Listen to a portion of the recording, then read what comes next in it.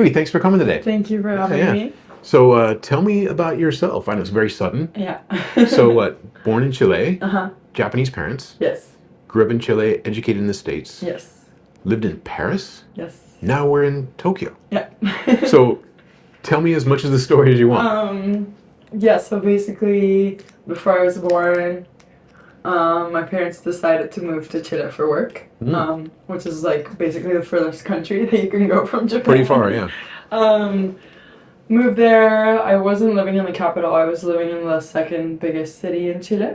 So it's called Concepcion.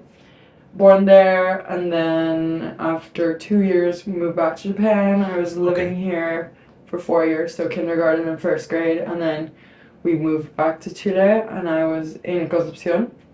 I went to an English school, but it was like taught by non-native English speakers, so I actually had a very thick Spanish accent speaking English. Okay, because you sound like North American to me. Yeah. Now I sound very like but I had an accent until I moved to the States, or no, I moved to the capital of Chile, and then I went to a proper international school where my English got better. Okay. And then in 7th grade I moved to Los Angeles, and then I did 8th grade and high school in Los Angeles. What part of LA? In Manhattan Beach. Oh, beautiful. Yeah. Beautiful. Okay. Yeah. Going from like a tiny city in Chile to Manhattan Beach, I never thought that would happen. But it's totally seamless change, right? Yeah. Very, very easy. Yeah. And then from there I went to a school in France, not in Paris, but it was in this place called Reims, which is the capital of the Champagne region, so northeast from Paris. And then I did 2 years there during COVID, and then I went back to California and then did a year and a half at UC Berkeley. It was a dual degree program. And then I graduated December 2023, and then I got hired at a law firm in Paris in March 2024. Okay. Worked there for a year and 3 months, and then I moved here. Wow. Yeah. This is a hard question, but what's your favorite place out of all those places you lived? I really liked my international school in Santiago. I don't know, like, overall if I liked it that much, but I really liked the school and the community that I had there, because I think it was the first time where I saw people like me who were like from another country, but they grew up in another country, etc. But like in terms of being close to the beach, I really like Manhattan Beach. I can't complain about the Southern California weather. Yeah. Manhattan Beach is special. Did you ever go up to, there's a place called Sarah. It's a Franciscan retreat center, and it's got this amazing view. Okay. It's around, I think it's around Manhattan Beach. I'll have to look it up to be sure. I don't think I've ever heard of it. Okay. Really nice. Nice. I'm thinking of Malibu. Yes. Edit. No. I don't edit anything. Yeah, it's been a couple years since I've been in LA, so. But Manhattan Beach is very nice. Yeah. Got a friend who's got a CrossFit gym there. Oh, really? Yep. I'm sure there are like 10 of them. Yeah. Everyone's very like health things. Yes. There's like jujitsu gyms. Yep.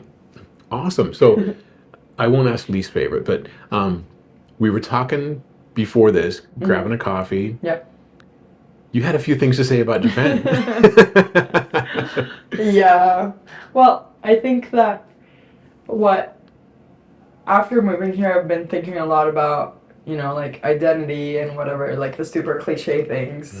And I think it's very easy to fit in that category when you're like half, when you're mixed. So when you're half whatever and half Japanese, and you come back to Japan and you're like, oh, am I this or am I Japanese? Yeah. But I feel like I don't fit in that category just because I'm 100% Japanese. Okay, yeah. But I just didn't really grow up here, and like I think even visually, like I'm not like, oh, she's half. I mean, sometimes people are like, oh, like are you mixed? But like generally speaking, I think I'm Japanese, but I don't fit in that box, so it's hard to relate to other people. I have a lot of friends here who are international, but they're fully like Indian or they're half, but I'm Japanese.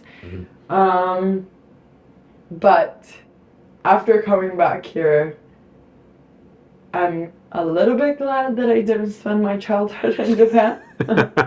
I mean, my parents would send me to like school when we came back for the summer, and I think that like during elementary school, Japan has a really good practice of teaching kids like how to clean and how to do like kyushoku and like all these things, and I think I learned a lot from that. But in terms of being, I don't know how to put this, like independent in thought. I'm glad that my parents moved me away from Japan. Yeah, so coming back here has been a culture shock. Yeah. But it's like my own culture. So I'm like, I'm just being shocked by my own culture, I guess.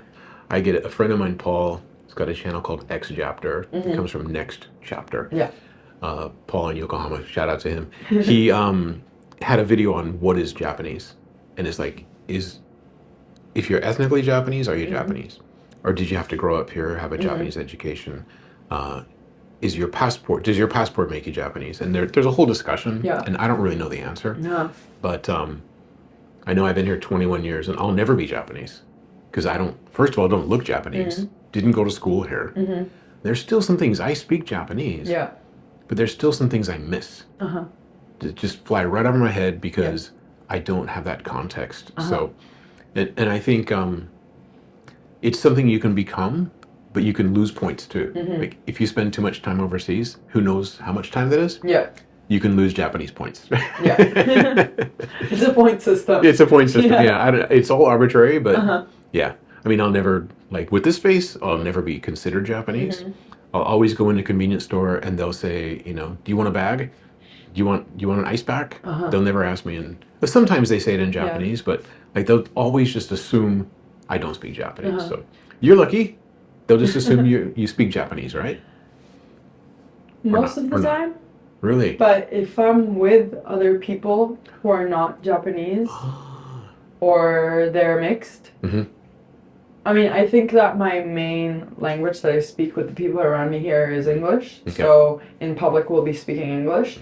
So if we go to a cafe, we'll be talking to English to each other. But when we order it in Japanese. So they get a little confused. Yeah.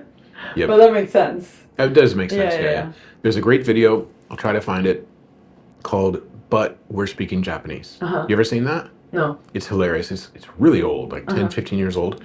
And there are all these foreigners, like a guy from Africa, a guy from Canada, a guy with red hair, something like that. And there's a Japanese woman who grew up in the States. And the server comes over, they're at a restaurant. Server comes over and says, like, do you want to order? And this white guy, Caucasian dude, orders in perfect Japanese. And she looks at the Japanese woman and says, what does he want? And he's like, I'm speaking Japanese to you. And then the African dude's like, hey, I want this and that. And she looks at the Japanese person. And then the Japanese person's like, I don't speak Japanese. It's hilarity ensues. I'll try to find a link, put it in the description. It's really funny. And so that's my story, but this is not about me, this is about you. So, yeah. Any other thing you notice about Japan? I think that I'm a little frustrated about how people are not very confrontational. Really? And they're very, like, obedient. And I understand that might work if everybody's like that, but I feel like if you have a frustration in the workplace or, like, with a relationship, whether it be friends or a partner, like, you should be able to kind of, like, stand your ground and say what you think, but in Japan that's not very, like, highly desired. Yeah. I feel like growing up in the US and I did like Model United Nations in high school. And I want to be a lawyer eventually. So I'm very like opinionated about things and I like arguing and I like getting my point across. Obviously that doesn't mean that I'm gonna like bulldoze your opinions and like just say what I think, but it's hard to do that in Japan. Like I don't think, even if I have an issue at like work, I don't think I could go up to my boss and be like, hey, like, I'm not happy with this, because I think like what they would say is, yeah, but everybody else is okay with it, because no one else would be comfortable enough to go up to the boss and like say that they're uncomfortable with X, Y, and Z, even if they are.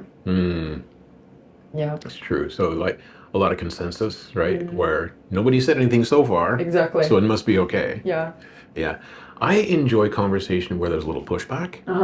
So I watch a lot of podcasts or listen to a lot of podcasts, and some of the best conversations are where people disagree. Yeah. And then they clarify. Like, and what I love to do is like, how did you get to that conclusion? Not what's your opinion, but how did you get there? Yeah. To me, that's much more exciting, right? So. Yeah. But I think because I work like different part-time jobs now, I get to see a lot of different personalities and interact with different people every day. And I think the role of like women in Japan. Oh, tell me more. Yeah. So again, I am like an opinionated person, and I feel like that immediately makes me like a non-desirable person as a woman in Japan. That's just my opinion. Okay. But I think that because Japan, like the society has gotten used to these girls who are cute and they're obedient and they're quiet. Like whenever there's a woman that comes in with like opinions and they're like a little strong per se, like that's immediately a no-go. So like I realize this a lot and it bothers me to like a crazy extent, but there's these women who are like, you know, 30s in their 30s or late 20s who speak with baby voices. And like I've had this discussion with my family because I'm like, I don't understand why that's so normalized in Japan, but it's because, or like the consensus that we came to was because Japan, like the society in Japan has created this platform for women to be cute, and you're not desired if you're not cute, and being desired is like what we want as women. For some reason, like they have to talk in that voice so that men find them cute, or like other people around them find them cute. But I don't think it's cute. Well, I always think, you know, first date, people can be on their best behavior, right? May even date somebody for 6 months, but eventually the mask is going to come off. Eventually you're going to hear her real voice. And she doesn't sound like that. It's like, I would never want somebody to fall in love with a fake me. Right? So I wouldn't want to fall in love with a fake person. Because like I said, eventually the mask's going to come off. What happens then? Like, I don't know. That's a great question. Because like, I feel like people are aware that that's not their actual voices. Right? But we've all come to this consensus that it's okay to talk like that. So nobody says anything. Right? And it's not just that, it's like other little things, like if there's a couple that comes and then they call me over to like order, the girl will tell the guy what they want in front of me, and then the guy will tell me what she wants. Wow. I also find that weird because I'm coming to both of you, not just the guy, to take your order, and I feel like you're more than capable of telling me what you want to eat or what you want to drink. But they tell the guy, and then the guy tells me. And oh my that's why I'm glad that I grew up abroad, because I don't think I could ever, like, I know it's not that they're being silenced, but to me, from my point of view, I feel like they are in a way being silenced, or like society is kind of making it okay that they're being a little silenced and they're like in the background. See, I have the opposite problem. If you and I go to lunch together, they would look at you, and I would have to order through you. Oh, that makes sense. So I've never seen that. It's interesting you say that because I haven't seen that. So I'm glad you brought it up. But yeah, I have to do it the opposite way. I have to tell my Japanese friends, male or female, I want to order this, and then they'll ask them, or they'll give us two menus. Yeah. One is the gaijin menu, one's the Japanese menu. Yeah. And a lot of times, if it's a French restaurant, I can't read French. Yeah. But I can read sakana, right? Okay, I want fish. Yeah. But I can't read like poisson or whatever it is. What's the word in? Poisson. Okay, yeah, I can't even say it, right? So, yeah, I want to order fish. Okay, so so I'll look at the Japanese side. Yeah. And then order, and then I want to order in Japanese, and then they look at my Japanese friend, and then if it's a date, we go to the cash register together, and I pull out my card, and they look at her, and say, 5,200 yen, whatever, and she says, okay. I give them the card, and then they give the receipt to her. It's like, but so what I'll do if I'm with a Japanese friend and I'm paying, like if it's an expense, I'll say, wait outside.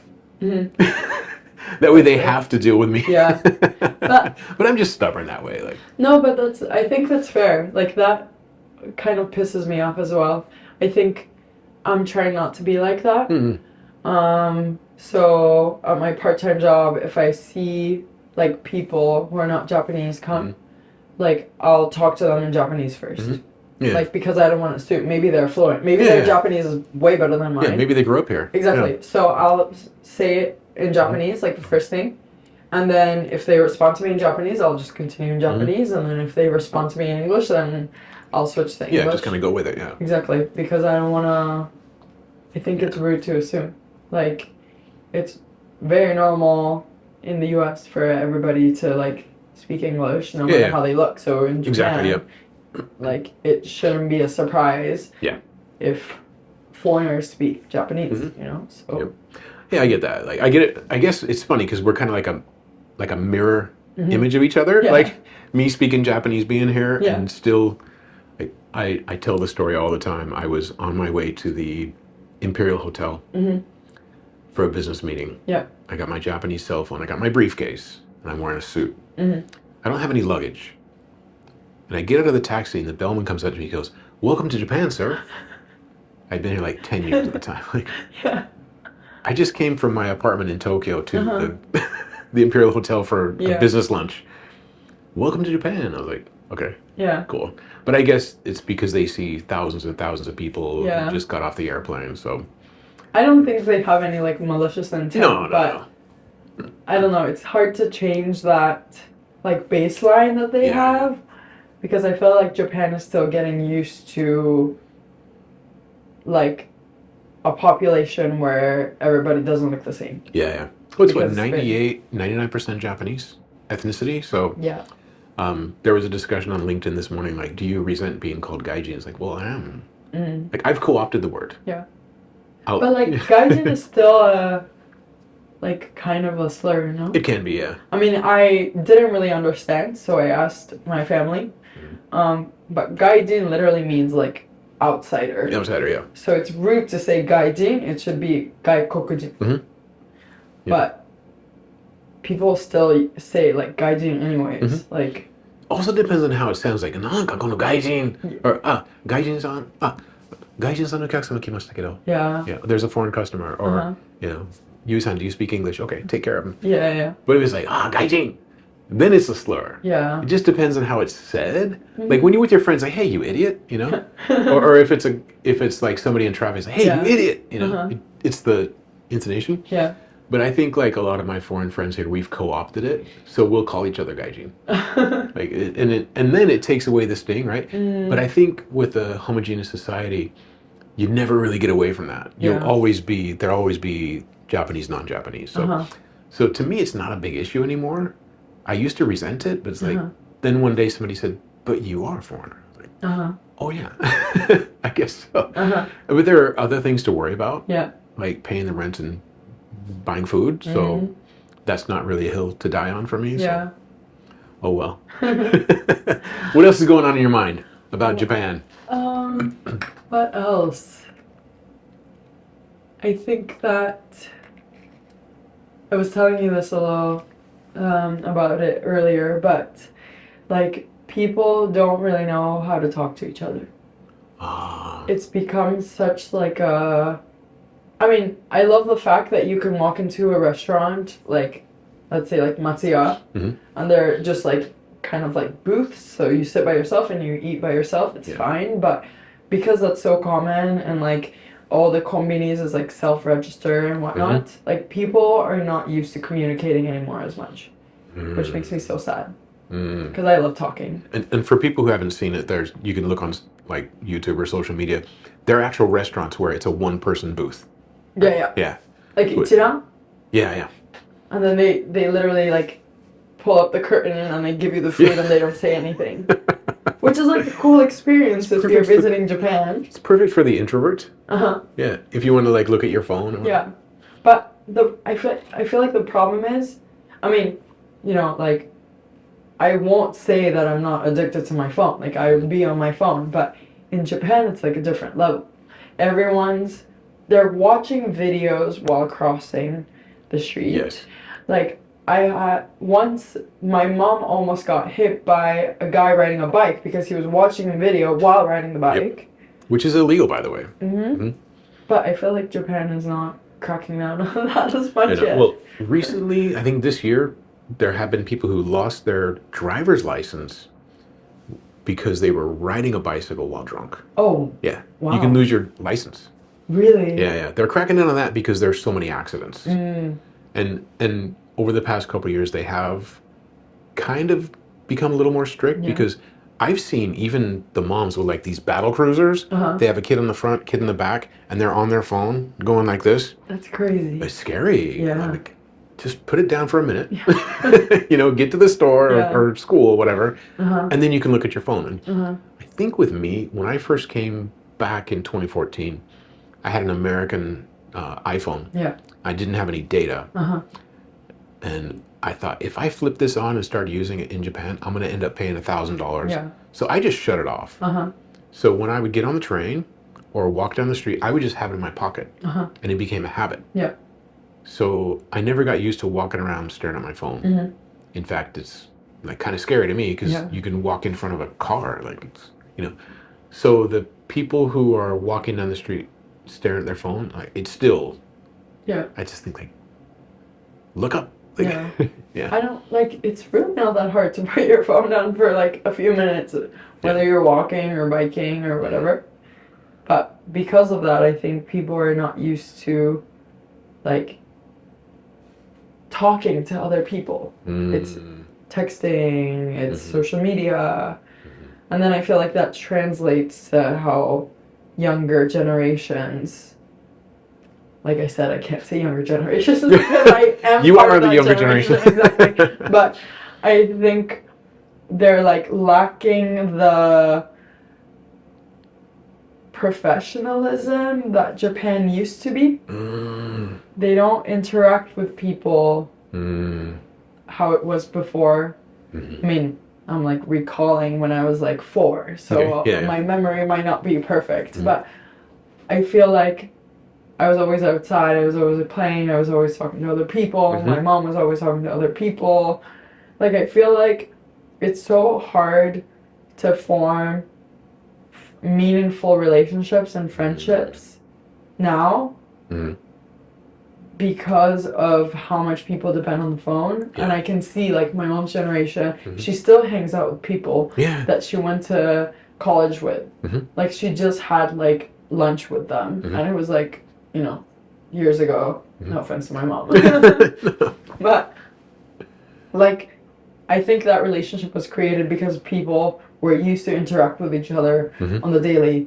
But now you can actually, like, lock yourself at home, order Uber Eats, like, never see a single soul, and survive for as long as you have money to order.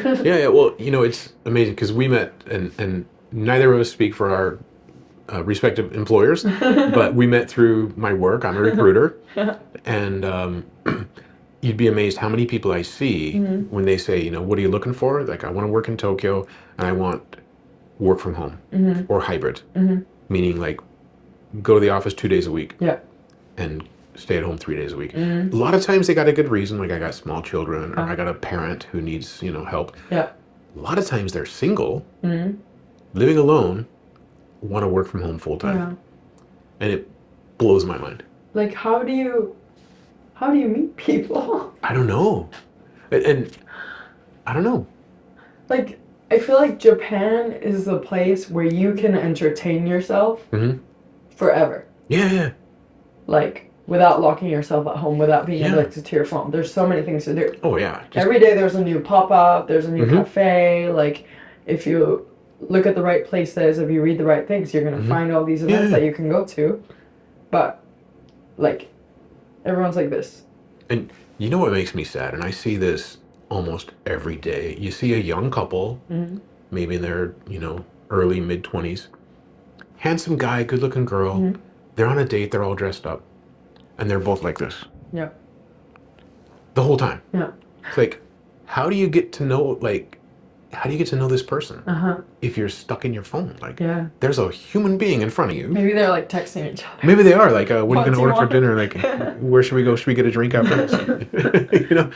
But how do you get to know a person and know that's such a magical thing? Just sit down and talk to people because you learn so much about them. And I guess I'm just a curious person. It's why I do a podcast. Yeah. Why I love recruiting. Like, I love to ask people, like, what do you do every day? Like, and first time we talked was supposed to be 30 minutes. We ended up talking like 40 minutes. So I love to talk. And it's a struggle for me to like let people talk. So, but that's why I do a podcast, because I'm curious about people. Like, I want to learn about people, and since it's a small channel, nobody tells me who to talk to. Yeah. Right? So I pick people I think are fun to talk to. And I model that after the bigger podcasts who manage their own guest list. Yeah. I do all the booking. I do all the filming and editing. Yeah. Nobody tells me who to talk to. So, but I love talking to people. But I do this. I love that you do this, but I feel like people should learn from you in the sense that every day they should be curious enough to like talk to people. Yeah. I think I've met the coolest people like on the plane sitting next to me. Like, people don't really talk anymore, and I understand because everybody just wants to like sleep on the plane and do their own things. But I think once I was flying from, like, I had a layover in Amsterdam, and I was flying from Amsterdam to New York. And I didn't talk to the people next to me, but like when we were landing, like we were all like kind of like getting our luggages and stuff. So I was like, oh, like, where are you guys from? Where are you going? And it was these two friends who were photographers, and they were photographers for like National Geographic, like all these big names. Wow. And one of the guys actually like lived with the Taliban for like a month to like picture them. Whoa. I forgot his name, but like that's such a random, like, we're not best friends. I don't talk to him, but like he was sitting next to me, and I just learned that little thing about him, and I was like, oh my god, that's You never so know. cool. The person next to you has lived with the Taliban. And you don't find that out unless you start talking. Right? Exactly. Yeah. And then like I feel like it doesn't hurt to say hi, how are you, like, how's it going? I don't know. People don't do that a lot. Like, especially, I love complimenting people. Like, if someone has cute nails or a cute outfit, like, I love. I don't. I don't. Like, I love being like, oh, I love your nails, or like, but because of all these, like, people not interacting with each other, and I feel like that reflects in the workplace now. I've heard a lot about how in very traditional Japanese companies now there's like sekhara, pawahara, like all Matahara. these things. Exactly. Like, everyone is so sensitive that if I were to compliment someone just because I like their outfit, they're like, oh my god, why are you looking at me? Yep. I'm like, it's just like your outfit. And then it becomes, if I say, hey, Yui, nice fingernails or whatever, nice outfit, the other people might say, well, what about mine? Am I ugly? Yeah. Or, yeah. It's crazy. Like, my mom's friend, she was telling me this, like, my mom's friend's coworker got like married over the weekend or something. And then on a meeting she was like, oh, like,実は, like, I got married this past weekend, and everybody was like, oh, congratulations, and that was it. There was no like, where'd you get married, like, who's the lucky guy, yeah. nothing like that, because they're thinking about, oh, what about these people who are like not married, who want to get married but they can't find anyone? What about these people who like cannot afford a wedding? Or like, what about these people who like didn't get invited to the wedding? There's so many things that people are like, like really overthinking that there's like no conversation anymore. Wow. Well, if I heard that my coworker got married over the weekend and I just found out, I'd be like, thank God I didn't have to go to the wedding. I'd be like, show me pictures, like, who see, how'd you guys meet? Yeah. But you can't do that anymore. Which is so sad. Yeah, well, it's like really limiting conversation, and that leads to people not talking to each other even more. People being on their phones even more. Like, sometimes I encounter people who like can't even say thank you, and I feel like, how were you raised that you can't even say thank you? Wow. Yeah. Well, I got a whole video about all the things you're not supposed to talk about at work in Japan. And it's because over time I learned not to talk about it. And one of those things is family. So I worked with people for years and I think they're married. I think they might have kids. I don't know the spouse's name, the kids' names, how old they are, what school they go to. Gosh, in the States, you go to somebody's desk and there's a picture of the family and the kids. Yeah. And they'll tell you, like, oh, this is my son. He's a genius in math. He's going to go to MIT. Yeah. He's like 5, you know. But they'll tell you about the family. And then you kind of get to know them. And then you know, oh, okay. Oh, that's why, like, he's not free on Saturday. The kid's got a soccer game. Okay, cool. Have fun. Hope you guys do well, blah, blah, blah. You know. But here it's always like, that can be used against you. You know. And so, like, there's a promotion coming up. Oh, Tracy's got 5 kids. He's not going to be able to do the overtime. So yeah. I don't have 5 kids. But it's one of those things. You know? Yeah. The one thing that got out is that it wasn't a secret, but I don't drink. And everybody who works with me knows that because we go out after work, like once a month, whatever. I get the oolong tea. But I had somebody introduce me as, this is the guy I told you about who doesn't drink. I was like, why is this such a big deal? Like, alcohol is the only thing. I've heard this a million times. Sorry, those have heard it. Alcohol is the only thing that if you don't use it, people think you got a problem. That is so true. Right? But why'd you have to quit? Like, well, and then I make up something like, well, I got CrossFit in the morning, so like, oh, but you can drink after. They go. It used to be a big deal. Now, a lot of people don't drink, so it's okay. Yeah. But 10 years ago, it used to be like, you're a 10-headed freak if you don't drink. Like, and then it would start like this half-hour conversation. Like, what happens when you drink? Have you tried wine? Have you tried beer? What about whiskey? It's like, no, I don't drink. Oh, so is religion? No, I don't go to church. Like, oh, so, and it's like they don't have anything else to talk about. Yeah. So that becomes the conversation. Yeah. Now it's like oolong tea. Oh, and I'm gonna get yakitori too. Like, can we just move on? It's weird. Like, going back to like the whole family thing. I feel like personally, because I grew up abroad, like if you're dating someone or if you're married to someone, like you're doing that, I mean, most of the time, because you like really like spending time with them and you love them. Like, I feel like because of that, you should be not willing. It's not like an obligation, but like you should be happy to talk about them. Oh, sure, yeah. You know, like, oh my God, this is so and so. Like, I met him through X, Y, and Z. Like, I love doing this. I did this with him over the weekend. Like, obviously, there's a point where it gets annoying. Sure. But like, I feel like it's funny that you mentioned that because when I'm like overhearing conversations that happen at cafes, I feel like in Japan, everybody's talking about like who's attractive, who's not attractive, who's cute, who's not cute.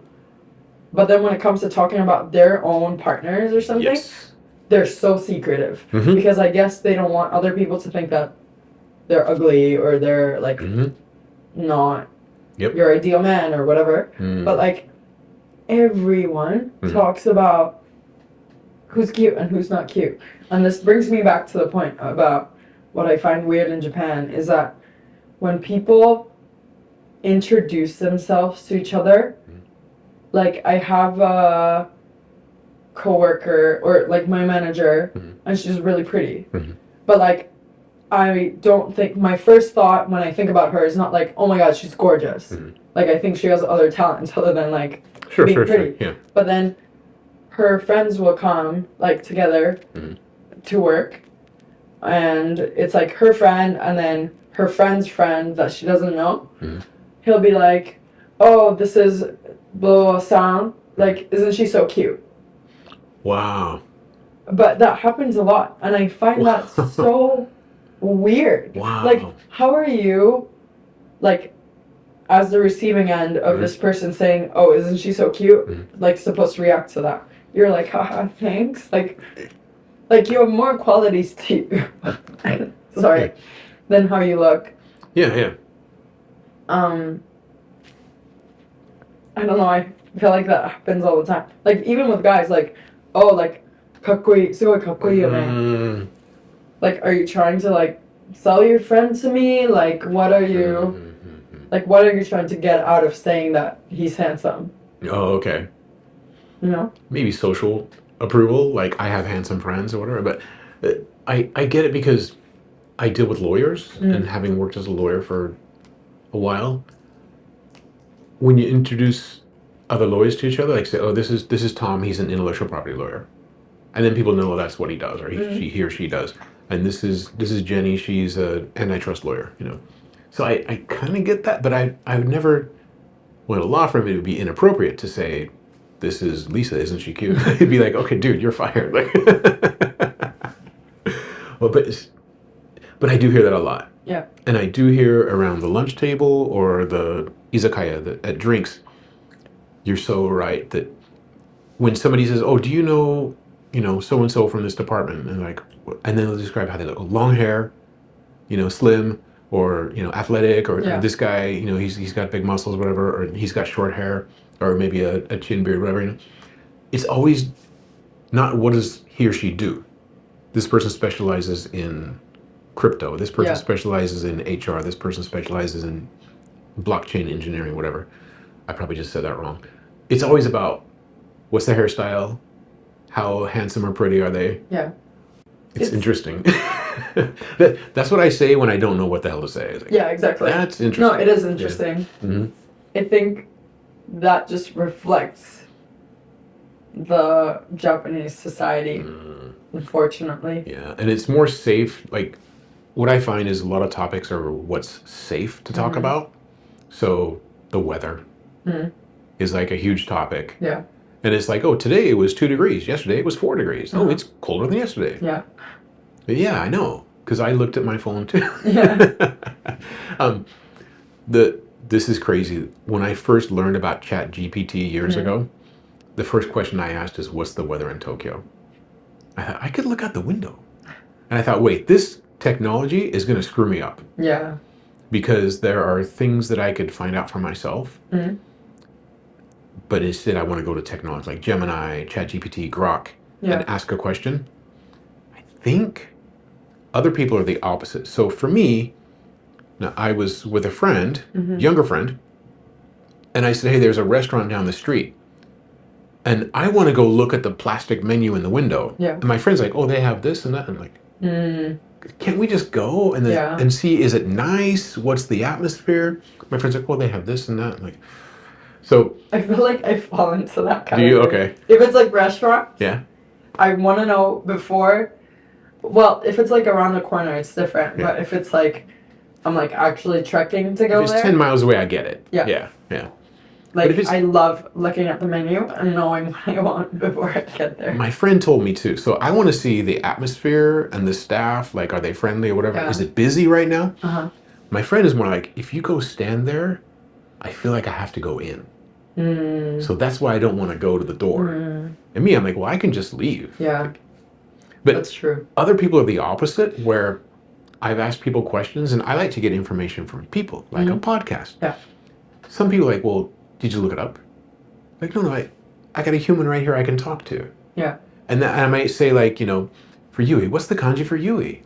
Like, I could look it up. Yeah. And it'll give me like 10 answers. Yeah. But I want to know, like, what characters you use for your name. No, what does that mean? Where does that come from? Oh, is that your does that come from your grandparents, your parents? Why did they choose the name? Yeah. And you can't get that from ChatGPT. Yeah. That human story only comes from another person. Yeah. So I guess I'm retro in that way. I'd rather talk to a person, you know. I mean, I think that's fair. Yeah. I think the world was more, again, like used to talking to people, and like people could actually talk with people when we didn't have ChatGPT. Right? So, right? Yeah. And I come from a big family. Like, a family reunion for the Greenwood family is like minimum 100 people. It's a small Utah family, right? So, you know, I think my dad had 5 siblings. I'm the youngest of 5.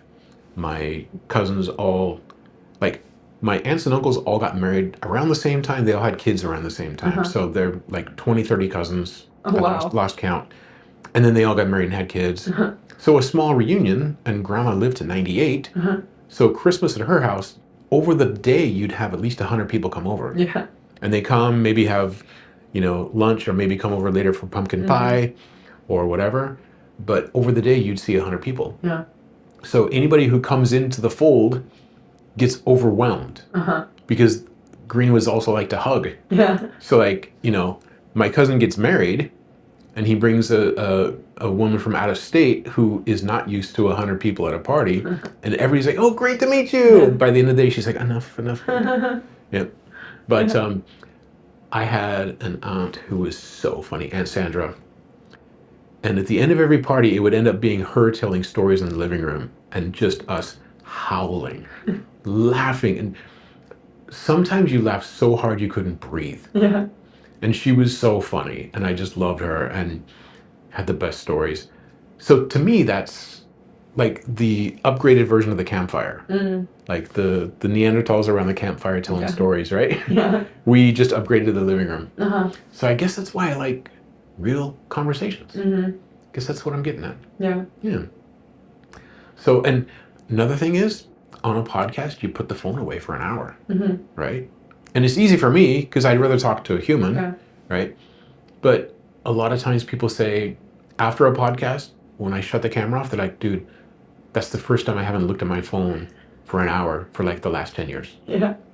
Or they'll say, like, "I haven't talked that much in years." And to me, that's a successful podcast. Yeah. Is get the person to talk. That's true. I'm talking too much. So. No. So, we talked a lot about Japan. I have complaints about Japan, but it's more like, you know, kind of stuff that can't be changed. You know, like where I'll always be a foreigner. People still ask me after 20 years, like, "When are you going back?" It's like, well, I am. This is where I live. I got a job here. I got friends here. There's that. But in the future, where do you see yourself? Like, do you see yourself in going back to Chile, living in the States, living in Tokyo? What do you think? Well, I feel like right now was kind of like a trial period for me to figure out like how Tokyo is and like where I fit in Tokyo and where. And I feel like a person is not required to like completely fit in a city per se. True. And I don't think I've like found my spot in Tokyo yet. I feel like I'm still discovering that. But socially, because of the things that I just talked about, I don't think I see myself like living in Japan like forever. Forever, okay. Like I would want to come back obviously, and like if I have kids in the future, I want them to know like the country that I come from, and I think it's like fun for them to attend school for like a few months or whatever, maybe a few years, but I think maybe Europe. I don't know. Yeah. I liked Europe. I mean, I was working a lot in Paris, so I like to joke that like I didn't live in Paris. I lived at work. Well, while I was in Paris. But when you work at a law firm, yeah. Yeah, but I like that. Well, so I don't like driving. Okay. And fair enough. Well, okay, I love the public transportation in Tokyo. It's great. I have no complaints about that. You can get anywhere, bus, train, it's fine. And usually there's not a lot of delays unless you're in Odakyusen. For some reason, it's always delayed. But like in Europe, there's transportation. I feel like people like to have fun. Mm. Not that Japanese people don't like to have fun, but I feel like it's a different type of fun. I feel like Japan, the fun is a little forced. Ah. Maybe. I mean, I just thought about Scheduled. that now. Yeah. Exactly. Mhm. It's like, okay, we work, work, work, work, work. Then we have Bonenkai. Yep. You get super drunk Mm-hmm.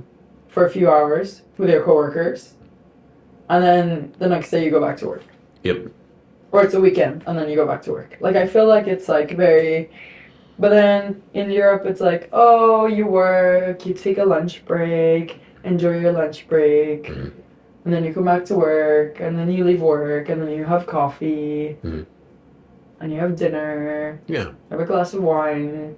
I mean, not that drinking is Yeah. part of the fun, but like, you know, the European Mhm. standard, I feel. I like that. It's more Mhm. natural than here. Like they put a little fun into the day, like at intervals, right? Exactly. Or, yeah. But here it's like, this day, fun. Next day, work, work, work. This day, fun. But it's weird because I don't know if you've seen, but like, and I didn't know this either, but like people in Japan have this stereotype where like if you ask someone to hang out with you, it'll take them like 2 months. They'll be like, well, I'm not busy this month, but I am available like January 19th from 3 to 7 p.m. Mhm. And you're like, what? Yeah. Like, I just wanted to get coffee with you like Yeah. next week. Mhm. Yeah. I don't. And I think that's another thing. I don't think it's Japan. I think in general, like, people love to, like, be perceived as busy. Yeah. Like, people love to be like, oh, I can't, but I can this day. Or, like, sorry, like, this ran long, so Mm. let's do another day. Like, Mhm. obviously, I'm not. I do that sometimes. But there's this problem of like overbooking yourself Yeah, or yeah. like just like making it seem like you're like the busiest person in the world. Yeah, yeah.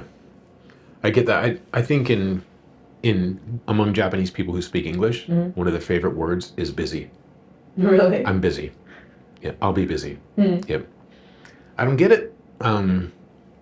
It's just a thing. Yeah. Yeah, but how are you busy for like 2 months? Like, how do you Right? not have like 3 hours one day, 2 hours to like get coffee?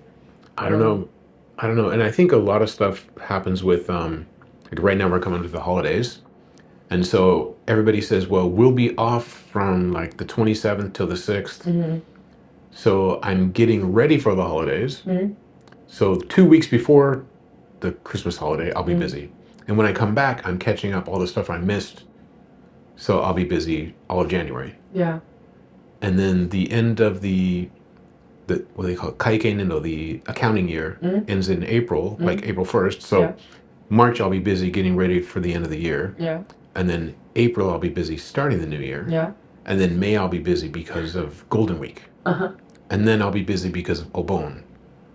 And then there's Obon, and then my kids have a sports festival, so I'll be busy that month. Yeah. And it's like people are busy year round. Mm-hmm. What I really think is, I think it's an excuse. Mm-hmm. I talked to all my young friends who were trying to date in Japan, and they have great conversations. We talked about getting ghosted, right? Yeah. They have great conversations, but then the person's like, well, I'll be busy in January. And to me, January is like, you're busy for the full month. That means we're Yeah. not going to go out, you know? Yeah. And then, okay, I'm busy in February. You would not believe how many guys I've talked to who said they would message somebody for like 6 months, and then they would say, oh, I'm free in June. You're like, really? And then they actually go out and they get along. Oh, really? Yeah. Oh. So I always thought it was like, I'm just saying that because I don't want to go out, Uh-huh. or I don't want to get coffee, even Yeah. if it's just a friend, Yeah. or a business thing. Every once in a while it's true. Mm-hmm. But I've always thought as an excuse to say like, I don't want to go out. I Yeah. don't want to hang out, whatever. I don't know. It's the vagueness kind of drives me crazy sometimes. Mm-hmm. Yeah. I'm more direct. Yeah. Yeah. I'd rather hear no. Uh-huh. Rather, like if I were young and asking somebody to go on a date, if she just said like, no, thank you, I'd be like, oh, thank you. I'm not going to waste my time chasing you then, right? Yeah. But instead, it's like, oh, here's my line. Let's hang out sometime. And then you send a message, maybe get an answer, maybe not. And then it goes unread for 6 weeks. And I guess it's up to the guy to figure out, oh, that means no? Yeah. Because I guess saying no to somebody's face is considered rude. Yeah. But stringing them along is considered polite. Like, I don't get it, but is what it is. I don't get dating it's not culture. It's not just dating; it's also business. Uh-huh. Happens in business a lot. A lot of companies I want to meet with will say, yeah, we'll be busy, blah blah blah. But in February, on this day, we have time. And then something comes up in February. Yeah. How about March? Okay. Yeah. Happens with the podcast too. Like, I have guests that I've chased for a year, and they say, well, I'll be in Singapore for the next 6 weeks. Okay, I get that. And you can't be in Tokyo and Singapore at the same time. Or I've got a symposium coming up. And sometimes it's a way of saying, like, I don't really want to do a podcast. I had one guy I chased for a year, and finally he said, hey, dude, when are you free to do a podcast? And we had a great podcast. Yeah. So sometimes people really are that busy. Uh-huh. But it's hard to, that's guess. true. Yeah. Because sometimes it's like a way of avoiding, but other times like it's actually because they're busy. Yep. Sometimes they're overbooked. I mean, it's okay. Yeah. I'm not saying it's like bad to be busy. I think it's bad to pretend like you're busy all the time. Important. Like, I think it's, I mean, I'm a very stressed out person. Okay. I like find ways to stress out about things I don't have to stress about and I have no control over. Okay. And I've been told this. I'm like, yo, chill. Like, why are you stressing? Like, you're stressing out over a hypothetical that is like very 99.999% not gonna happen. Okay. But like my personality is like that. Okay. But you don't come across like that. I You come across as chill. I think I'm like trying to train myself to be a little more chill. Okay. But because of that stressing out, I feel like, especially while I was working at the law firm, like I would make myself busy, or like say over the weekend, like I'm free, like I actually don't have to work and I'm free, but I would like tell people that I wasn't free because I was scared that maybe I would get work, and then after work I would have to like have a meeting, and then I would have to like call, whatever. So I would like take that entire weekend and be like, hey, I'm not free, but I am free. Okay. But because I'm stressing over the fact that maybe I won't be free, I'll tell people that I'm not free. But I try not to do that anymore, especially moving here. I think it's a little easier, because I have part-time jobs, so I can kind of like schedule those. But I'm trying to get out more. I'm trying to meet as many people as I can. Like, I met one of my really good friends here actually because she came to where I was working. Like, we never spoke before that, but like she just had a good vibe. I went to take her order, and then I was like, like, you have a good vibe, I want to be friends with you. Yeah. And then she was like, oh, like, let's get lunch. That's awesome. Next weekend. So I got lunch with her, and the lunch ended up being like dinner. So we were hanging out for like 10 hours, like talking to each other. And it was crazy because I was laughing so hard. I was in tears, like for like 3 times throughout those 10 hours, which I feel like it's a lot. But, sorry, I lost my train of thought. Oh, because I'm doing those things and I'm trying to make myself more available and like forcing myself out, because sometimes like when I'm getting ready, suddenly I'm like, oh, like I don't want to do this anymore. But I try to like overcome that, and I'm like, you know what, like it's coffee, maybe they're like the greatest person you'll ever meet. You never know. Yeah, you never know. So I mean, I did that with the girl that I met, and now we're great friends. That's awesome. So I think, like, but you're outgoing though. That's how you strike me. I think like talking. Once I Yeah. start talking, I think that I'm an extrovert, Okay. but I am an extroverted introvert. I get it. Like, I love talking to people if Mhm. I'm in that setting, but Yeah. like to bring myself to that setting, Yeah. like I need a little push. I get it. Like if I have plans with my friends to go out, Mhm. like I'm like, oh my god, because I think about like what's gonna happen. I'm like, oh, I have to get ready. I have to pick an outfit. I have to make sure that I put on like makeup setting spray so that it doesn't smudge, and then I have to think about like the drinks I'm gonna get, and then whatever, blah blah blah, like how much I'm gonna spend for food, like, and then I stress myself out while I'm getting ready. So by the time I'm done getting ready, I'm like exhausted because I've thought about all the possible things that could happen in like the span of like the next like 7 hours, right? So I'm trying not to do that anymore. And like I recently turned 24, which is still young, but I think I'm trying to become wiser. I'm trying to be better with my time. I'm trying to think about the bigger picture. Like, I think that when I moved to Paris for my first full-time job is when I realized, like, how grateful I am for my parents. And it's hard to think that when you live with them and you go through the teenage phase and you're like, oh my god, I hate my parents. But you don't. But, like, it's hard to think about that. And, like, because of all that, now I'm here, like, trying to be better with my time, trying to be better with people, trying to be grateful for things. And like, I'm not saying I'm the wisest person ever, but I think I am at getting to a better version of myself. Sure. You know what the key is, though, I think, from what you just said, is the awareness. Yeah.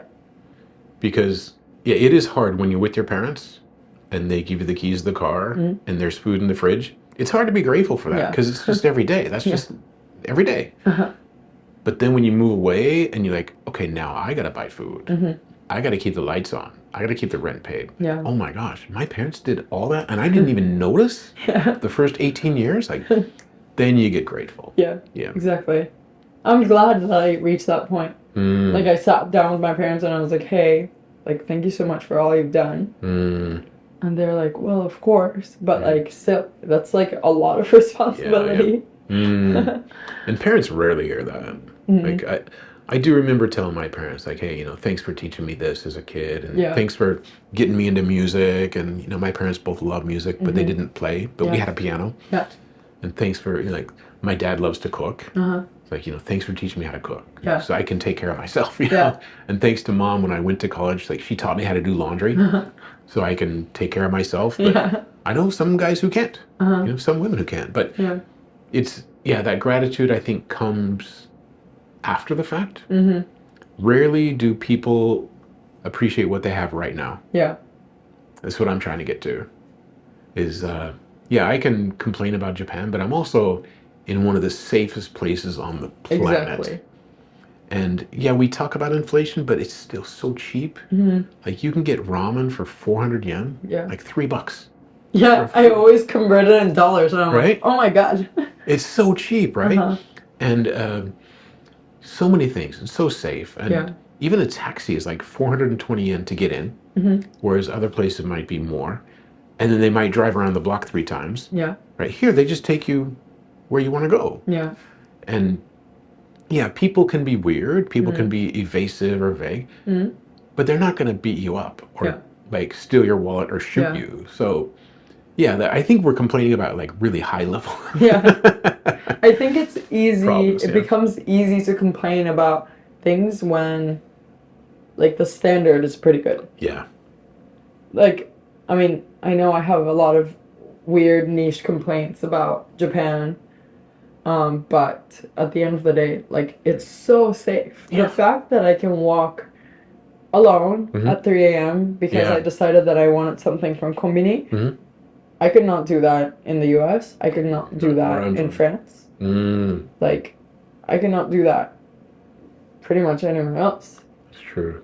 And I love having that freedom and not having to like clutch onto my bag or like have my keys in between my or a can of mace fingers. in your purse. But like in Paris, sometimes I got back home super late from work, and I would have my keys in between my fingers. Yep. Like, just in case something Just in happened. case, yeah. But I don't have to live with that fear, which is something I'm, like, so grateful for. Yeah, yeah. And you really notice it when you go back. Like, if I go back to LA, and my head is always on a swivel, and just walking downtown or something, you got to be like, okay, is somebody going to take my wallet? Is somebody going to, like sucker punch me from behind? Like, and it didn't happen to me, but you hear about it. Yeah. And here, I think there's just such a level of safety that that stress is not there. Yeah. That low grade everyday stress is just not there. That's true. And I think when you get used to it, it's just such a nice thing. Yeah. So I guess it is possible. I talked about like not appreciating the parents when you live at home, but living in Japan and like really taking a look at it and saying, wow, I'm really lucky. Like I'm in paradise. Like I walked down Keakizaka in Roppongi Hills. There's this beautiful street at Christmas time where there are lights on both sides. You can see Tokyo Tower. And I look out there and just say, wow, I'm living in paradise. Yeah. And you're looking at it and you're not like, oh my God, is someone going to steal my phone? Yeah. I mean, it's crowded, but that's not a problem. Yeah. So if I'm complaining about somebody calling me gaijin, you know what that really means? I ain't got any problems. Right? At the end of the day. Like when you think about it, my grandmother lived through the Great Depression. They didn't complain about anything. You know, I mean, they were fighting to get food every day. Yeah. So they weren't worried about somebody calling them a gaijin or somebody, you know, like the stuff we talked about. And I don't want it to come to this, but I think Japan's had it so easy that's why we get into things like all the something hara. Yeah. Right? Pawahara, sekohara, matahara. Yeah. And people who complain about perfume, like have you heard of that? No. That's another way. It's called kogai. And I'll put the words on the screen here. Okay. Kogai means, ko comes from perfume. And gai means damage. Yeah. There are people who complain about perfume. What? Yeah. No kidding. It's a thing. I never heard of that. It's a thing, yeah. So some city offices and schools and even offices have signs on the door. Like, you know, in the States, it'll say, like, we're an equal opportunity employer. Here in Japan, it'll say, like, please don't wear perfume at work. Really? I'm not kidding. It's a thing.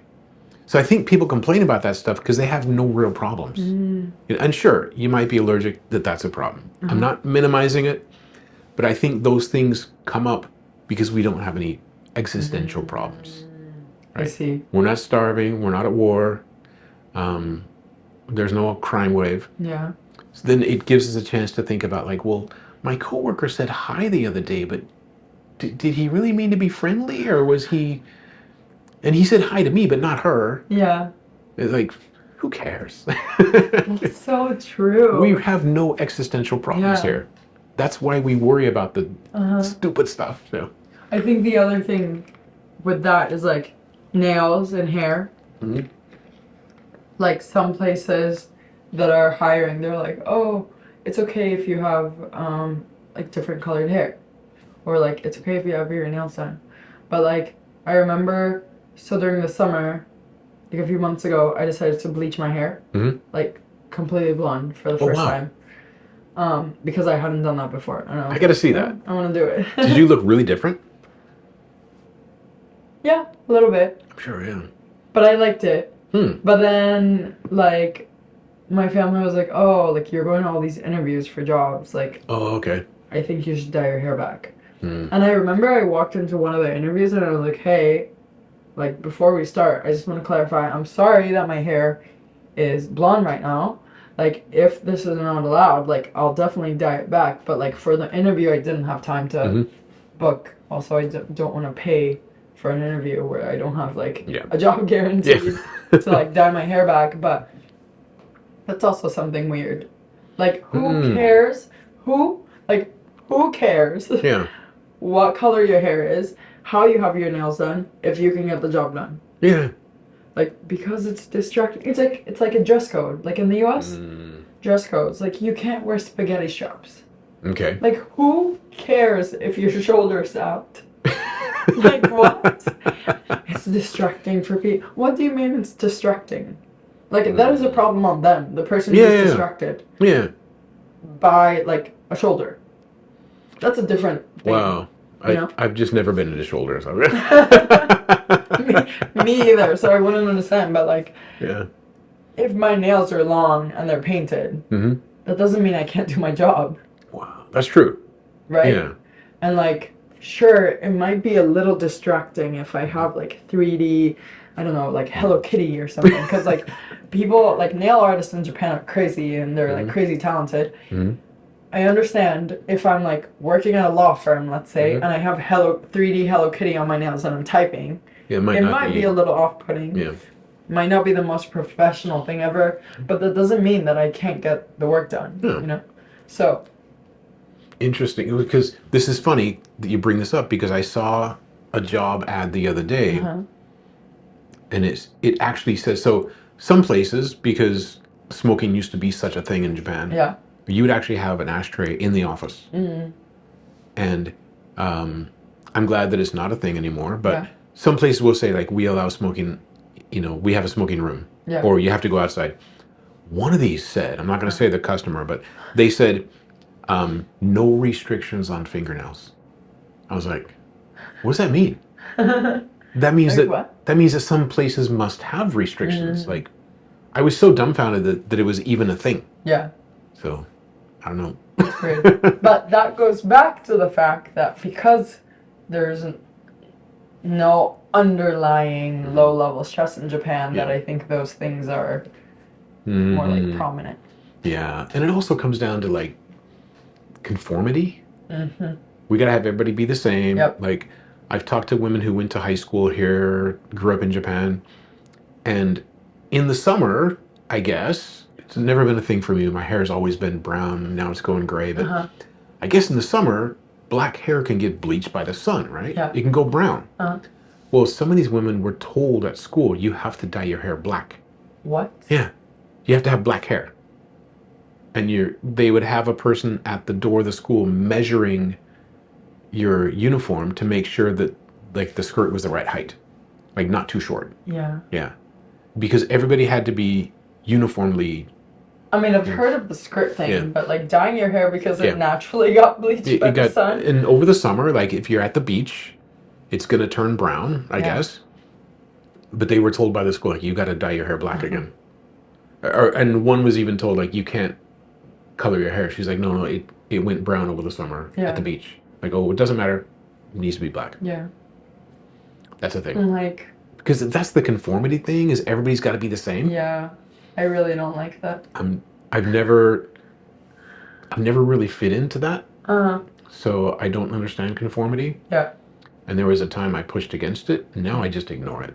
Like, it's whatever. I think I have a big issue with that whole conformity thing. I mean, thank God I don't go to high school here. So I think I would have rebelled or something if I had to do that. But like at work, like the other day, like my manager was like, oh, like, Yui-chanって外人っぽいもんね.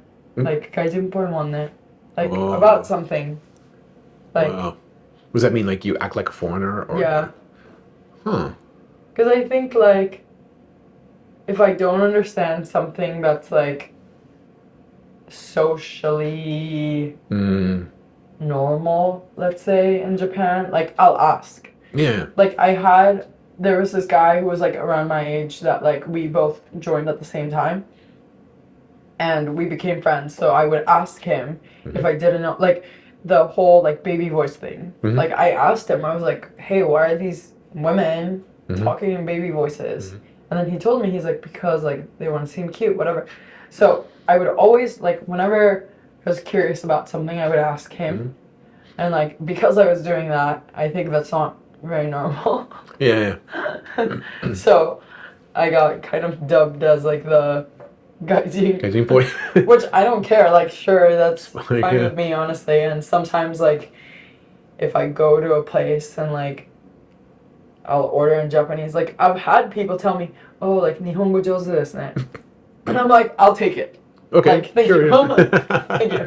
I'm not going to tell you that I'm Japanese. Yeah, well, it's interesting because being such a homogeneous country, if I said that right, Japanese have never had to explain Japanese culture. Because if you all grow up watching the same TV shows, reading the same textbooks, going to the same schools, national education is pretty standard across the country. You've never had a classmate say, why do Japanese do that? It's like, well, we all grew up doing this, so we all do it. That's true. So I think with a foreigner like me who's curious, I would ask the same question, like, why do girls talk like that? And people be like, why are you asking?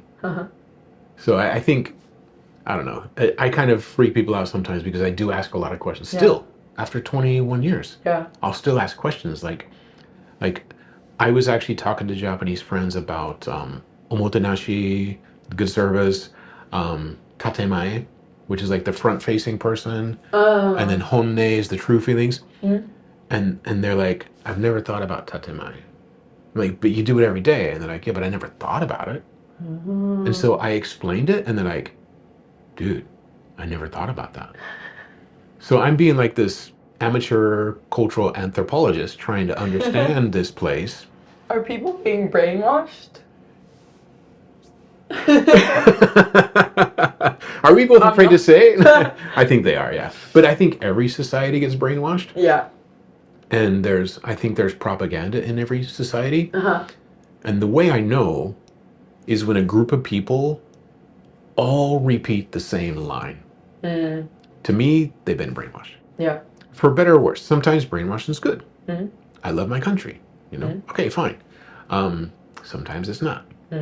When it goes to the level of I hate everybody who's not from my country and they should all die, then that's where we get in trouble, right? That's bad brainwashing.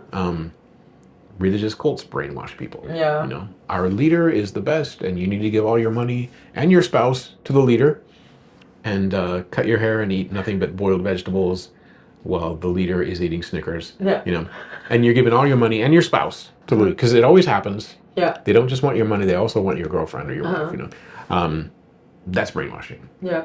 But in a way, yes, to be very direct, I do think Japanese are brainwashed. Because they will all repeat the same thing when asked a simple question. Like, for example, what do Japanese think about XYZ? Pretty much give you the same answer. And it's also their kind of programmed answers. Like, Japan is safe. Yes, it's safe. Okay. Why? Well, because America's dangerous. No. Why is Japan safe? Well, it's safe because Japanese are... It's safe. Okay, why is it safe? Well, because it's safe. I see. And then I had a person tell me one time, I went to America and the service was so bad. Why do Americans give such bad service? It's like, well, where'd you go? I went to this coffee shop and I could hardly understand the person behind the counter because they didn't speak English. I was like, so were they American? No? Oh, okay. So they might have been having a bad day when you went in there and they weren't American. But it just happened to be that you were in America. So how can you paint the whole country as this? Because if you go into a nice restaurant in America, the service is going to be great. Tips, another issue. I'm glad we don't have it. For you, I wish they did. You can get great tips, but the restaurants I would frequent in the States, the service was so good, almost to where you become the best friend for a half hour or an hour that you're there. And then you leave, and then the experience is over. And the next time you go back, oh, it's so good to see you. So I think people get used to a certain type of service, and some people would say it's colder in Japan, right? There's a distance between you and the staff. And in the States, sometimes there's a little bit too much togetherness, right? It depends on what you're used to, but so it's difficult to paint a whole country and a whole culture with one experience at a coffee shop. But Japanese are just taught that Japanese service is better. Sometimes it's not. Like, I've had a couple of experiences where I was like, I'm never going there again. Like, either they're having a bad day, it's not their fault, or they didn't like me, or it's just like that. Some restaurants actually are famous for giving bad service. Really? And people go there. Yeah, there's a ramen shop in Meguro. I went with a friend where you're not allowed to talk while you're eating. At all? At all. You're allowed to talk to order your lunch, but you're not allowed to talk. They'll tell you to shut up. Yeah, because the owner doesn't like it when people talk. Yeah. And then No way. when you're done, the counter, like you're eating here and the counter is like up here like a meter. You need to put your bowl back up and you can say thank you. And then you have to wipe off the table yourself because they're not going to, the place where people eat is too far down for them to, like, yeah. There are rules for this ramen shop. Wow. Yeah.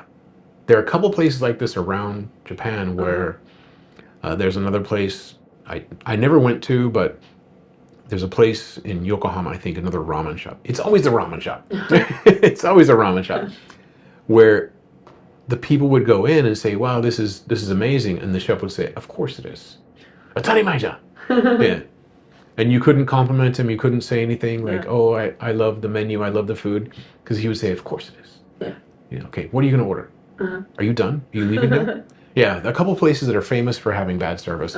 But that's almost kind of a joke in itself. Yeah. You go there for this weird experience. Yeah. Because it's so off the beaten path, you know. But That's true. I do think that we talked about Japanese professionalism before, where I was saying before we came here that the taxi drivers used to know the map of Tokyo like the back of their hand. Now, if they can't look it up, they can't find it. Yeah.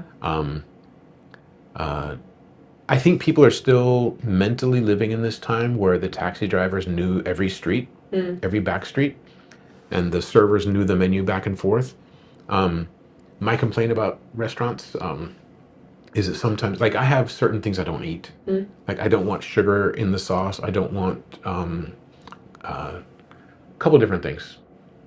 And I'll ask, like, does this have alcohol in it? And they're like, I don't know. Okay, what's in the sauce? Like, I don't know. Yeah. They'll go ask the chef, like, what's in the sauce? And the chef's like, sauce. So, and I think it's because a homogeneous society where in LA, you can hold up a bank with a bagel. Because people are so afraid of gluten, right? But in Japan, and so everybody you talk to in LA is like, oh, I'm off of sugar. I don't eat gluten. I don't eat white flour. I don't eat this. And it's always something. Yeah. And it's new every week, right?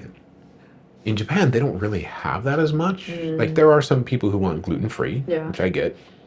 Some people who are, like, really conscious about sugar or carbs. But there's really no, probably because they don't need it, there's no health food movement of, like, I want gluten-free or I can't have alcohol. Yeah. There are people who don't drink, but if it's in the sauce, it's like, it's okay. Yeah. In the States, you have, like, 10 different religions that ban alcohol. Yeah. Then you have the guy in recovery who's like, if I have that, it's off to the races. Then you have the people who's like, oh, it just doesn't agree with me. Yeah. So in the States, if you say, like, I don't want any sauce that has alcohol, they're like, oh, sure, we'll make sure, because we don't want to offend your religion. We don't want you to get sick. We don't want to cause problems. Here, it's like, if you ask, does this have alcohol in it? They'll be like, why are you asking? Yeah.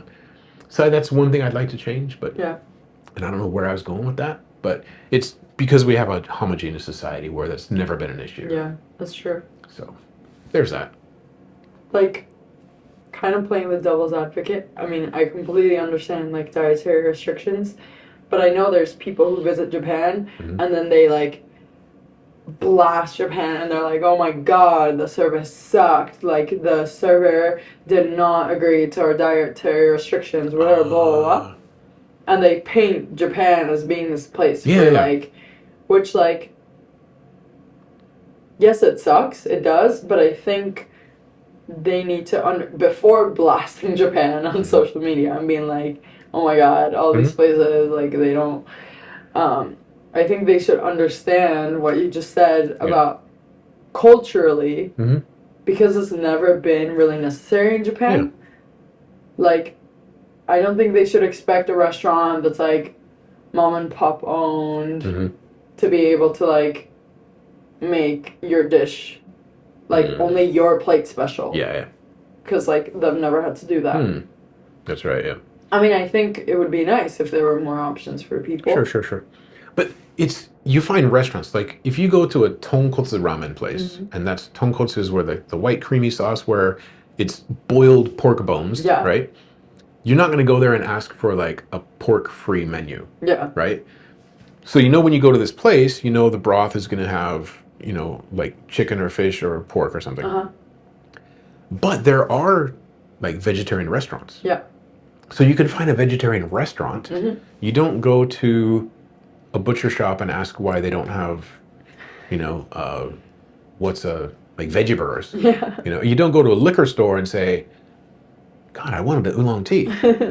Like I used to complain about that. Like I'd go to a bar with friends and I don't drink. I'm like, can I get an oolong tea? And they're like, I guess, Yeah. And then they pour it out of the plastic bottle that cost 100 yen and charge me 600. It's like, okay, I get it. I'm here for the atmosphere. Yeah. Want to hang out with my friends, and I don't want alcohol, so it's okay. The one thing, I got a friend who used to love beer, but he doesn't want to drink anymore, so he'll ask for a non-alcoholic beer, and a lot of places don't have it.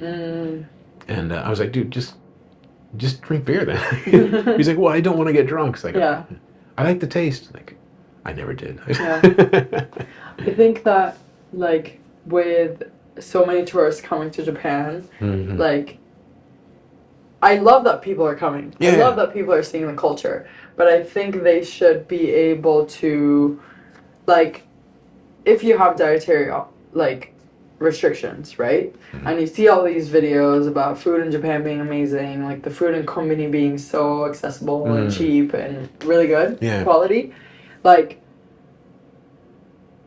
you can't expect the same experience that you're seeing on social media about someone who doesn't have dietary restrictions and are eating at all these restaurants. If you do have dietary restrictions and you come to Japan, you can only go to these certain types of restaurants. Like, unfortunately, you're not going to get the same experience, which is a problem in Japan as well, but I think it's, like, the expectation as well.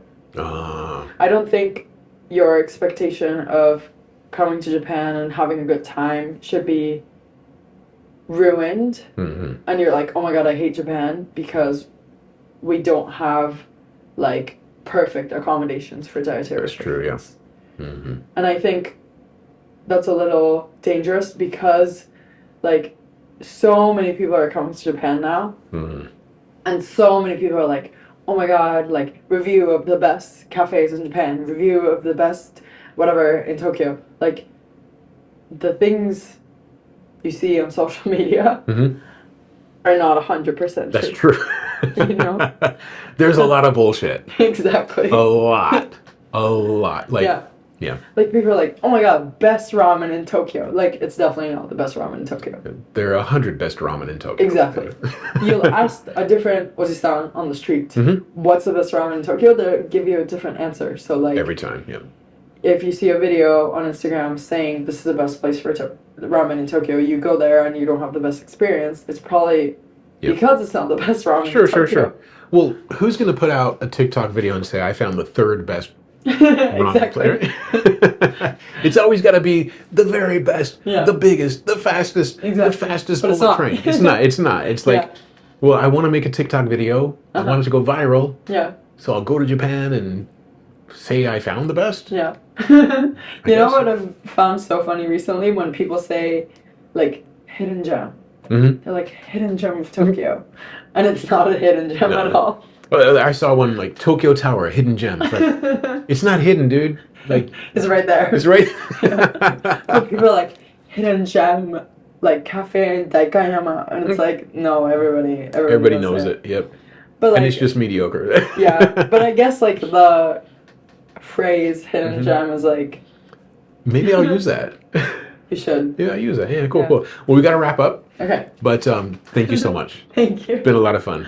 We, like, jumped everywhere, but that's thank fine. you so much that's for a having podcast. me. That's a podcast. All right, thank you. Thank you. All right.